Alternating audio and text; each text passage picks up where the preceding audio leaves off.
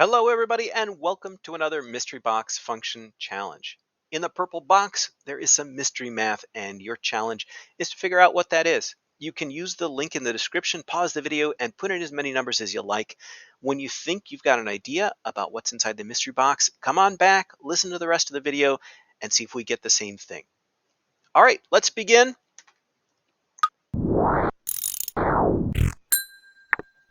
Okay, so 0 gives us 1. How about 1?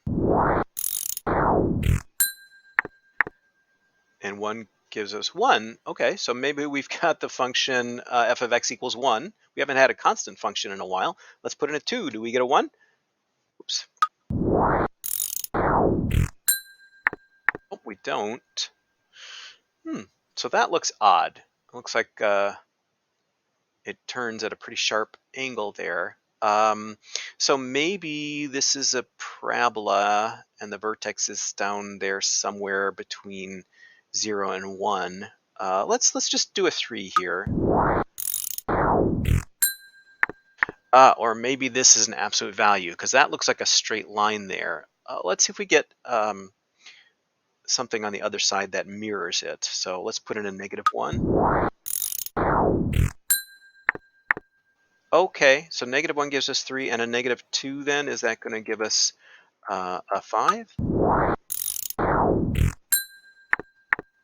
Okay, so this is looking like an absolute value, but where is the vertex? It looks like it has to be between 0 and 1, so I'm going to guess it's at 1/2. Let's put in 1/2.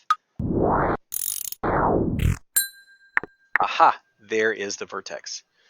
Okay, so I think we can be pretty sure this is absolute value. How do we get the equation for this? So what is actually going on with this one? We know we've got absolute value. It's been shifted over from the origin here 1 to the right. So not 1/2 to the right. So 1/2 in a positive direction. And when you move things in the positive direction, you actually subtract from inside the function. So I think this is going to be x minus 1/2. But I also think there's some multiplier going on here, because if we had put in, for example, a 0, that would have given us 1/2, but we got 1. So what do you have to multiply 1/2 by to get 1? Well, that would be 2. Does that work for, let's say, 2? So 2 minus 1/2. So 2 is 4/2 minus 1/2. We'll take the absolute value of that and multiply by 2. So remember, this is putting in a 2. This 4/2 is the 2. 4/2 minus 1/2 is 3/2. And the absolute value of 3/2 is still 3/2, and multiply that by 2, you should get 3. And yes, 2 gives us 3.